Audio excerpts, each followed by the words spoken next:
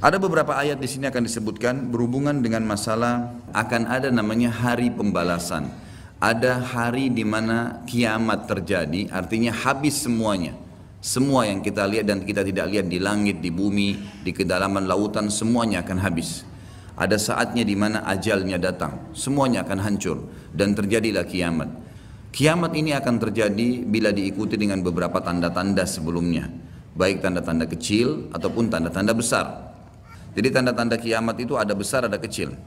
Tentu kalau tanda-tanda kiamat kecil banyak sekali. Banyak sekali. Di antaranya hadis riwayat Muslimnya juga yang berbunyi, kata Nabi SAW, hitunglah 6 tanda-tanda kiamat. Ini kecil.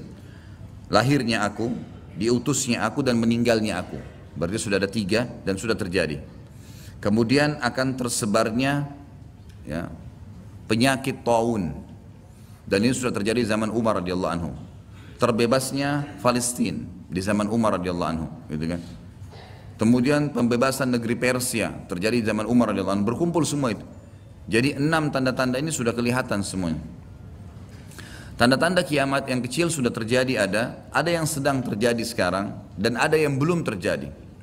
Kalau yang sedang terjadi seperti misalnya hadis Nabi SAW yang berbunyi, tidak akan terjadi kiamat sampai orang-orang mengganti nama-nama minuman keras dengan nama-nama lain. Contoh, seperti sekarang misalnya menggantinya dengan istilah-istilah lain. Ya nama inilah, ya merek itulah, ya cuman sekian 5% alkoholnya dan seterusnya. Hadis yang lain, tidak akan terjadi kiamat sampai zina tersebar, dianggap biasa, dan juga banyaknya laki-laki yang menyerupai perempuan. Dan juga minuman keras dianggap sebagai minuman yang biasa. Hadis sahih semuanya. Jadi ini semua kita lihat depan mata kita, sedang terjadi. Ya, sedang terjadi. Kemudian yang belum terjadi itu seperti misalnya kalau tanda-tanda kiamat kecil terakhir sekali namanya Malhamah Kubra, peperangan besar antara kaum muslimin dengan orang-orang Nasrani. Yang ini disebutkan panjang lebar dalam hadis Bukhari lebih dari 3 lembar kalau tidak salah. Hadis ini berbunyi, kata Nabi SAW, kalian akan bersatu dengan Bani Asfar. Bani Asfar ini sebenarnya lebih tepatnya orang-orang Rum, ya, orang-orang Nasrani. Mereka akan bersatu, kalian akan bersatu dengan mereka untuk memerangi satu kaum, tapi tidak disebutkan kaum ini siapa. Yang jelas kita akan bersatu satu waktu dengan kelompok-kelompok Nasrani ini, kemudian kita bersatu memerangi satu kaum. Allahu alam siapa mereka. Sebagian ulama beristihad mengatakan komunis, ada yang mengatakan kapitalis dan segala macam istilah, tapi kita beriman bahwasanya itu akan terjadi. Ringkas cerita, kalian akan memenangkan peperangan, pasukan tahaluf ini, sekutu ini akan menang. Kemudian setelah itu bubarlah semua pasukan dan tersisa pasukan di negeri Syam.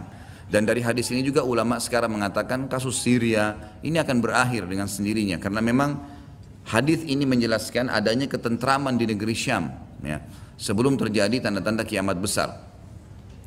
Pada saat itu pasukan muslimin ya, sedang pulang ke negeri Syam bersama dengan pasukan Bani Asfar ini. Ya, suku yang dikatakan dari bangsa Romawi, kemudian mereka mengangkat bendera salib sambil mengayunkan dan mengatakan kamilah yang telah memenangkan peperangan ini, maksudnya kekuatan Nasrani.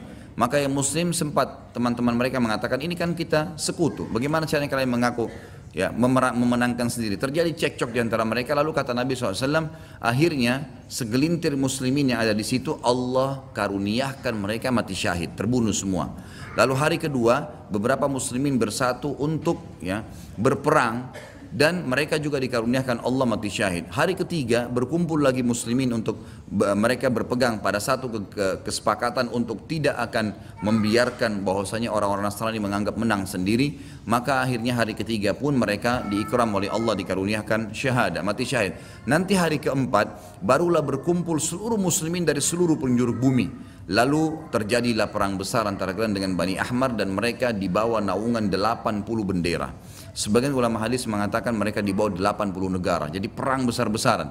Dan di dalam kegiatan orang-orang Nasrani di sebagian pastor dan pendeta, mereka menamakan akan terjadi nanti perang salib besar, puncak daripada penentuan siapa yang menang dan siapa yang kalah. Kita sebagai orang muslim bukan sedang memicu emosi untuk mempersiapkan diri, tapi memang ini hadis Nabi SAW, wahyu yang menyampaikan. Kita akan berperang melawan mereka dan ini perang besar-besaran seluruh dunia akan terjadi. Maka kalian pun akan berperang tapi tidak disebutkan waktunya berapa lama sampai pasukan kalian menembus wilayah Rum dan kalian berhasil menjebolkan temboknya dengan takbir dan tasbih, berzikir. Dan tembok ini sebagian ulama mengatakan adalah Vatikan, karena memang satu-satunya markas orang-orang Nasrani yang menggunakan pintu gerbang. Kalau dibuka dianggap ada sebuah keputusan penting, kalau ditutup berarti sudah segala macam ya yang mereka kultuskan sekarang. Temboknya itu akan rubuh dengan takbirnya muslimin. Sebagian ulama hadis mengatakan karena banyaknya jumlah pasukan sampai akhirnya suara mereka begitu bergemuruh dan akhirnya meruntuhkan tembok itu. Allahu a'lam, itu makna hadis. Kemudian pada saat itulah syaitan, iblis menjelma jadi manusia lalu teriak di tengah-tengah pasukan muslimin berkata, wahai muslimin, Dajjal sudah keluar di tengah-tengah kalian. Dajjal sudah keluar di tengah-tengah kalian. Maka teriakan ini membuat pasukan muslimin, mereka tahu benar pada saat itu hadis Nabi SAW yang berbunyi, diriwayatkan Imam Bukhari Muslim, kalau kalian dengarkan Dajjal keluar di satu lokasi, maka selamatkanlah diri kalian walaupun ke gunung-gunung. Gitu kan. Janganlah seseorang dari kalian berkata imannya kuat lalu dia sengaja menemui Dajjal, akhirnya dia menjadi pengikutnya. Jadi para mujahidin tahu masalah itu. Mereka bukan tidak berani, tapi mereka mengikuti sabda Nabi SAW. Maka mereka pun akhirnya pada pulang masing-masing. Kata Nabi SAW, mereka pun bubar ke wilayah masing-masing. Pada saat mereka tiba di wilayahnya, ternyata Dajjal tidak ada. Itu berita dusta. Dan pada saat itulah Dajjal keluar. Pada saat itulah Dajjal keluar. Dan Dajjal adalah tanda-tanda kiamat besar yang pertama. Tanda-tanda kiamat besar yang pertama. Jadi ini akan terjadi.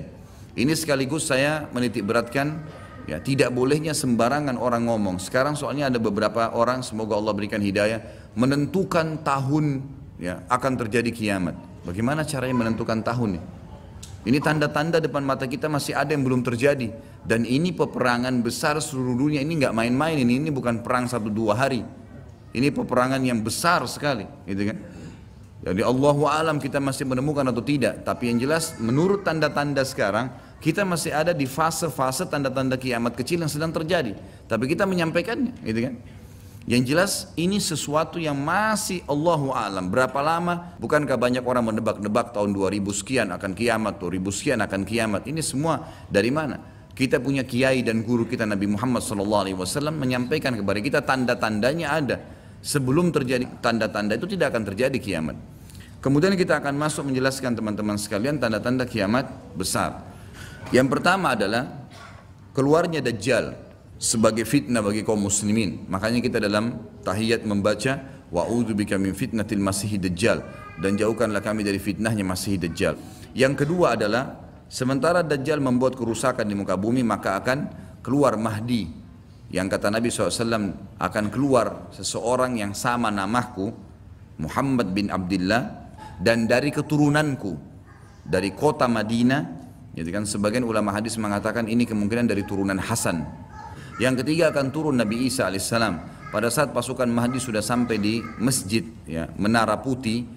Kemudian setelah itu, setelah Isa alaihissalam, ya, datang turun kemudian memerangi Dajjal, datang tanda-tanda hari kiamat. Yang keempat adalah Ya'juj wa Ma'juj, dua suku yang dari anak Adam diciptakan oleh Allah Subhanahu wa taala, tapi mereka berbeda dengan kita.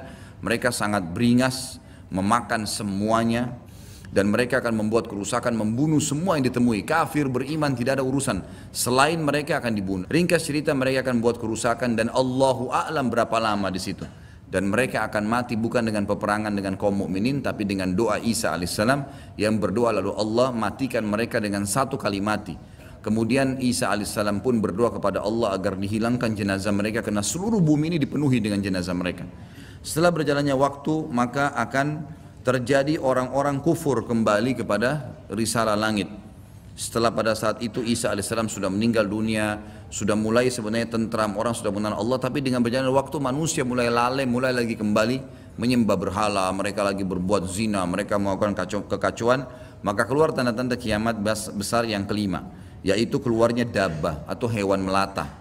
Yang hewan melata ini akan keluar dari tanah, berbentuk seperti hewan tapi dia bisa berbicara, dan dia membawa cap yang dia mencap orang beriman dan orang kafir. Setelah keluarnya dabbah, maka akan terjadi 6, 7, 8 sekaligus tanda-tanda kiamat ini, yaitu terjadinya longsor besar di wilayah timur, dan terjadi juga longsor besar. Tanda-tanda kiamat yang ketujuh itu adalah di Jazirah Arab, dan juga terjadi di wilayah baratnya Jazirah Arab, yaitu wilayah Afrika, dan ini juga akan longsor besar, gitu kan. Sebelum terjadinya longsor 6, 7, 8 tadi, di seluruh muka bumi ini akan terjadi kabut yang menutupi dunia, bumi ini, dan semua dunia ini akan melihat kabut itu dalam beberapa waktu. Kemudian terjadilah tanda-tanda kiamat yang selanjutnya, yang ke-9, keluarnya api dari wilayah Aden namanya, atau wilayah padang pasirnya wilayah Aden. Aden salah satu kota di Yaman. Kemudian selanjutnya akan terbit matahari dari barat sebagaimana dia biasa terbenam dari situ.